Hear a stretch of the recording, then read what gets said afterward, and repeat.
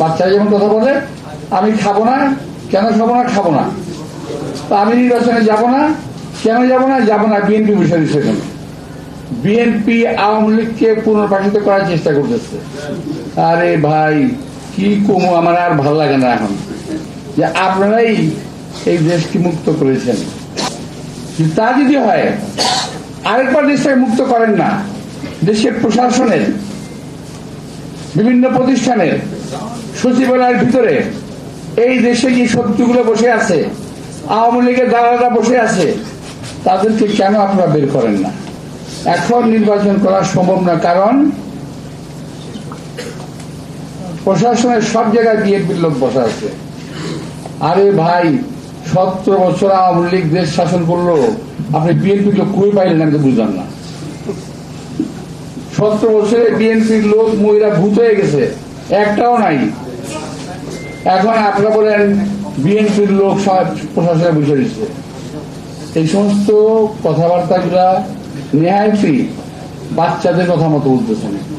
বাচ্চা যেমন কথা বলে, আমি খাবো না, কেন খাবো না, খাবো না, আমি নির্বাচনে যাব না, কেন যাব না, যাব না বিএনপি বিষয় সেখানে। আর ভাই বিএনপি কোথাও নাই। যদি এই দেশকে আপনারা বাঁচাতে চান, আপনারা দাবি করেন যে আপনারাই এই দেশকে মুক্ত করেছেন, তা যদি হয় আরেকবার দেশটাকে মুক্ত করেন না, দেশের প্রশাসনের বিভিন্ন প্রতিষ্ঠানের সচিবালয়ের ভিতরে এই দেশে যে শত্রুগুলো বসে আছে, আওয়ামী লীগের দালালরা বসে আছে, তাদেরকে কেন আপনারা বের করেন না? আমি যদি বলি যে তাদের কাছে আপনারা অবৈধ সুবিধা পাচ্ছেন, এই কারণে বলেন না? আমরা তো অনেক কথা বলেছি, আমরা তো অনেক কথা বলি যে এই আওয়ামী দোসর, আওয়ামী দালাল যারা পুলিশে আছে, যারা বিভিন্ন প্রতিষ্ঠানে আছে, যারা সচিবালয়ের ভিতরে আছে, যারা প্রশাসনে আছে, তাদের সবাইকে চিহ্নিত করে সাজার আওতায় আনতে হবে। কারণ তারা 17 বছর আওয়ামী লীগকে সাহায্য করেছে ক্ষমতা থাকার জন্য। এরা কেউ বিচারের বাইরে যেতে পারবে না।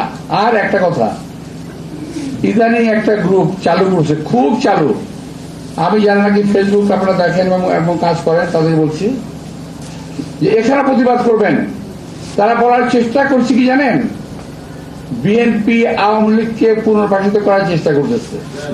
আরে ভাই কি কমু, আমার আর ভালো লাগে না এখন এটা খুঁজতে।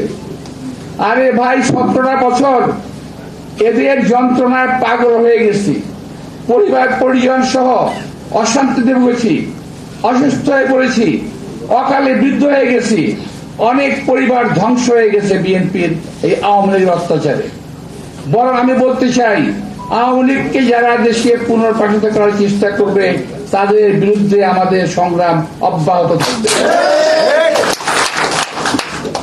এই দেশে আওয়ামী লীগের অবস্থান থাকতে পারে না, এবং আওয়ামী লীগের হাসিনা সহ আওয়ামী লীগের সমস্ত নেতা কর্মী, প্রশাসনের ব্যক্তিবর্গ, তাদের সকলের বিচার হতে হবে।